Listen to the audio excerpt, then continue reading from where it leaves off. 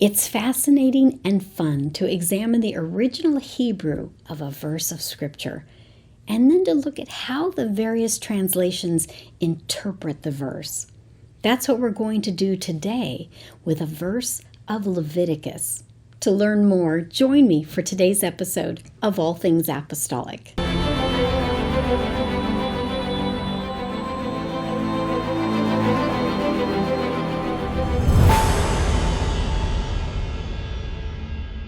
The book of Leviticus outlines God's laws given to the Israelites. The focus is on holiness and worship. In Leviticus, God establishes guidelines to foster a sacred community. Today we're going to look at and examine the original Hebrew of a particular verse in chapter 18 and see what our interpretive options are. Understanding the context of the verse is an important first interpretive step. To put chapter 18 into context, let's look at a brief outline of the book of Leviticus. The book can be divided into 8 major sections. The topics move sequentially from a discussion of the 5 major offerings, the establishment of the priesthood with Aaron and his sons, guidelines for uncleanness and purification, and the Day of Atonement. Then comes section 5, in which our verse is located, which covers the laws of holy living. This is followed by 3 more sections, a discussion of the holiness required of the priests, the biblical calendar, and then an epilogue.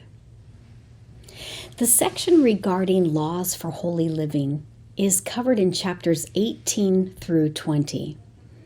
Chapter 18 specifically addresses unlawful sexual relations. We're going to read the first 4 verses and pay special attention to the 4th verse. And the Lord spake unto Moses, saying, Speak unto the children of Israel, and say unto them, I am the Lord your God. After the doings of the land of Egypt, wherein ye dwelt, shall ye not do. And after the doings of the land of Canaan, whither I bring you, shall ye not do.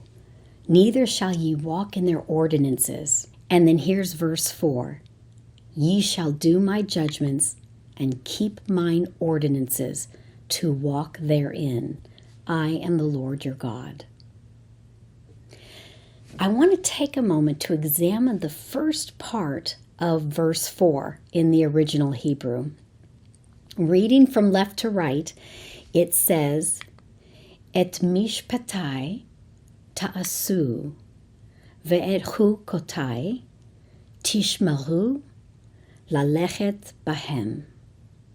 In the Hebrew, there are 3 verbs in the sentence. The first one is asa, and it means to do or to make. The second verb is shamar, and it means to keep or observe or guard. In very literal wording, it can say, my judgments you shall do, and my ordinances you shall keep. Now there is a third verb, and it is halach, which means to walk or to go. Notice that the verbs do and keep are what we call imperfect verbs. However, the verb walk is a different form. It's an infinitive. So let's see how the ESV handled the translation. It says, You shall follow my rules and keep my statutes and walk in them. So it says follow and keep and walk. It gives the impression that these are 3 parallel verbs, but the Hebrew construction does not show that, because in Hebrew, 2 of the verbs are imperfect and 1 is an infinitive. So did the ESV translators do a good job with this verse? Well, definitely it's a very plausible translation, but let me digress briefly into a little bit more grammar. The first 2 verbs, which are imperfect, are what we would call finite verbs. They are connected to the subject of the sentence, and they tell us the mood and tense or aspect. Usually the finite verbs in a sentence indicate the actions that are of most importance to the speaker. In contrast, an infinitive verb is a non-finite verb. Non-finite verbs usually communicate subordinate ideas. Also, another important point is that the third verb is not just an infinitive, but it's what we call an infinitive construct. This means that it usually has a preposition attached to it that governs it. And this provides an important clue to the precise function of the word because it has this, it is marked by the preceding preposition. In this verse, the third verb, laleket, is an infinitive construct, and it has the preposition lamed affixed to the front of the word. The preposition lamed is flexible, so it can point to several different meanings: manner, concession, or result. So to keep this fairly straightforward and not get too bogged down in the grammar, there are several valid interpretive options with this particular verse. But ideally, they would recognize that there is a difference between the first two verbs and the third one. So let's go ahead and look at a few more translations. One option is for the third verb to function a lot like an English infinitive, usually translated with the preposition to plus the verb, such as to study or to learn. This is how the King James Version translates laleket. Whereas the ESV says, follow my rules and keep my statutes and walk in them, appearing to be three parallel commands, the King James Version says, do my judgments and keep mine ordinances to walk therein.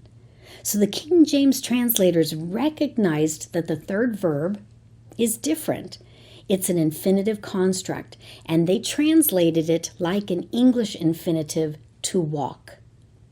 The NASB also translates it this way: you are to perform my judgments and keep my statutes, to live in accord with them. In a sense, this translation understands the infinitive construct as the purpose or the result, meaning doing and keeping find their purpose in walking. Another option is to understand the infinitive construct as complementing or completing the main verbs. In this case, the idea of walking complements or completes the idea of doing the rules. In this case, the first verb and the third verb would actually have a closer relationship. The NIV translates it this way: you must obey my laws and be careful to follow my decrees. In other words, walking, which is translated as to follow in this rendering, has become the main idea. The problem with this option is that it ignores the parallelism of the first two finite verbs. Another option is to treat the infinitive construct as an adverb, which is also another legitimate option. The NRSV translates it this way and says, my ordinances you shall observe, and my statutes you shall keep, following them. So the infinitive construct is treated like an adverb. How do you observe the ordinances and keep the statutes? By following them. All of these translations are viable, and it can be challenging to determine the exact function of an infinitive construct in a sentence, because it can convey a variety of things, such as time, the manner of something, the cause of something, the purpose of something, or even the result of something, and more. The question comes down to how the infinitive construct relates to the two main verbs. Scholar Lee Fields recommends seeing it function as manner. Manner describes how an action is performed. A good example of the function of manner is found in Exodus 20, verse 8. The King James Version says, "Remember the Sabbath day to keep it holy." But the NIV says it this way, "Remember the Sabbath day by keeping it holy." In this verse, the NIV demonstrates the idea of manner. In this verse, the manner of remembering the Sabbath, or how it's done, is by keeping it holy. Lee Fields suggests that how we understand Exodus 20 verse 8 can also apply to Leviticus 18:4 because they both have an infinitive construct with a lamed prefix. He suggests that a good way to translate Leviticus 18:4 is by walking. In other words, walking clarifies how one is to carry out the other two commands. How do we do God's judgments and keep His ordinances? By walking in them. It's a subtle difference. Do we do His judgments and keep His ordinances for the purpose of walking in them? Or do we do His judgments and keep His ordinances by walking in them? It's a subtle difference. To see if the suggestion by Lee Fields is a valid interpretation, let's consider the first 5 verses of Leviticus chapter 18, which is about unlawful sexual relations.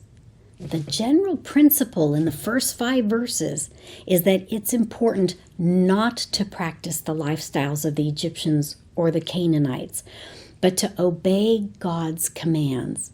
And specifically in this chapter, God commands His people to demonstrate this difference in the realm of sexuality. Both English and Hebrew use the word walking as a metaphor for behavior. God is saying that in one of our most fundamental aspects of human life, our sexuality, our lives should stand in stark contrast to those who do not worship God. In Leviticus 18:4, the King James Version gives a good translation showing the infinitive construct as purpose or result. Doing God's judgments and keeping His ordinances result in walking in them. But another way to look at it is to say that we do God's judgments and we keep His ordinances by walking in them. It's how we do it. And this places an important emphasis on our conduct. We can't just give lip service to obeying God's instructions. Our conduct has to demonstrate it. And this, God was saying, is especially true in the area of sexuality. We have to behave or walk differently than the ungodly world around us. Thank you for joining me for today's episode of All Things Apostolic. And until next time, take care and God bless.